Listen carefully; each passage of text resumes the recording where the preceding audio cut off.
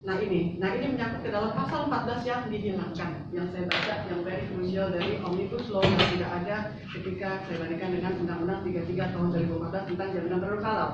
Nah apa yang saya lihat di sini adalah bahwa Indonesia dengan 80% Muslim yang menganggap bahwa itu kayak apa ya, kayak taken for granted begitu. Ada tapi nggak ada juga nggak apa-apa, ya kan? Kalau terjadi apa-apa baru diapa-apakan, gitu. Jadi kayak pemadam kebakaran. Apa yang saya lihat hilang di dalam Omnibus Law ini, saya akan langsung mulai pada jantungnya adalah pasal 14. Dan ini menjadi tanda tanya saya yang luar biasa, mengingat bahwa pada waktu beberapa kali acara dengan IHW ya, juga dihadiri oleh BPJPH selain LPPOK MUI, ributnya tuh di 14F ya, mengenai memperoleh sertifikat dari MUI ya, yang basisnya kalau menurut Pak Ustadz Lukmanul Hakim adalah muwakalah dan muwasyadah gitu ya. Nah kenapa? Karena MUI itu adalah mengatur urusan substantif.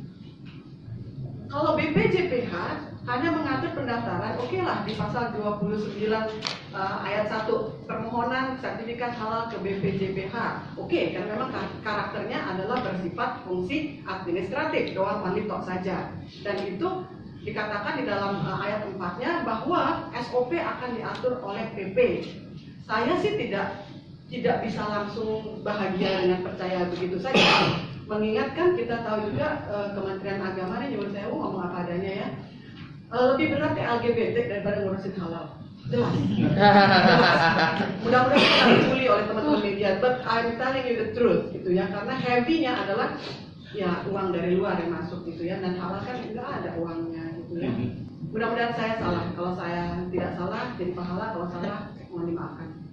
Nah, untuk pasal 29 ayat 3 jangka waktu untuk ngurus SOP sehari, emang bisa gitu ya. Saya sering keluar negeri, agak sombong nggak apa-apa ya, setiap 2 bulan saya keluar negeri karena stres di sini dalam negeri untuk urusan servis administrasi ya kan, layanan publik. Saya kepengen melihat di negeri orang gitu ya, membayang-bayang ke Singapura jadi orang Singapura, ke Jepang jadi orang Jepang, ke Belanda jadi orang Belanda, supaya agak happy dikit gitu lah. Kan katanya kalau kita punya harapan itu ada bahagia-bahagianya gitu ya. Kalau ternyata satu hari itu saya tidak menjamin mampu dilakukan oleh orang Indonesia terkait administrasi yang agak ribet dan tidak jelas atau obskur di dalam bahasa hukumnya. Nah, kemudian juga jangka waktu pemeriksaan hanya 15 hari kerja. Kebetulan saya juga ikut anggota organisasi di MES dan IAEI.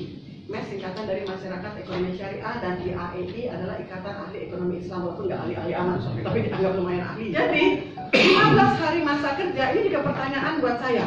Betulkah selesai? Karena ini bukan hanya kayak bikin KTP atau SIM yang urusannya orang sama prosedural formal only. Ya, ini ada urusan pakai kimia yang mesti dikembangkan, dibiarkan, dididikkan, di bla bla bla bla, dari nggak ada menjadi berkembang menjadi sebuah sesuatu, entitas atau wujud atau thing.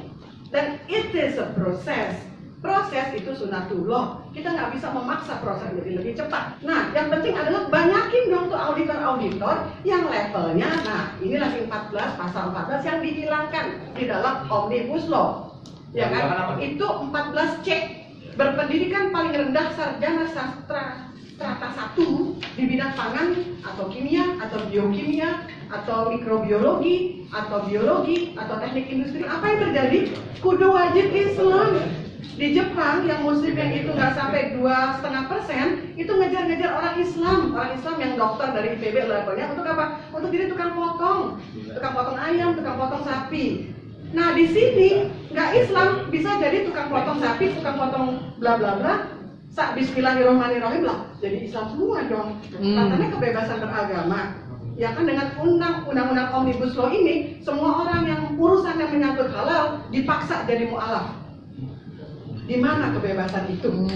Ya, jadi untuk orang non muslim ini ancaman keberagaman mereka. Untuk yang muslim juga, nggak bisa dong. Kan apa-apa mesti pakai Bismillahirrahmanirrahim. Ya kan, kudu wajib dengan nama Allah Maha Pengasih lagi Maha Penyayang. Jadi saya merasa kalau di dalam bahasa hukumnya adalah fraud, ya jurisdiction fraud atau whatever namanya, buat saya ini zolim.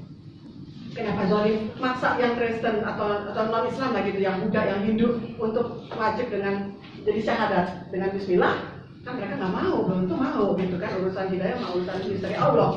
Kemudian juga sidang fatwa halal bukan hanya dari domain MUI, artinya orang non muslim pun juga boleh gitu kan. Yang penting kan baca Bismillahirrahmanirrahim, iya kan, biar gak ulama misalnya ahli ibadah spiritual leader agama lain boleh. Itu yang saya tangkap gitu. Artinya kan ini error sekali. Sekularisasi halal. Iya, sekularisasi halal. Tapi intinya yang saya lihat kenapa kok pasal 14 dihilangkan, saya patut menduga ya, sangat menduga F-nya ya, huruf F tentang memperoleh sertifikat halal dari MUI, karena jangka waktu ini juga krusial.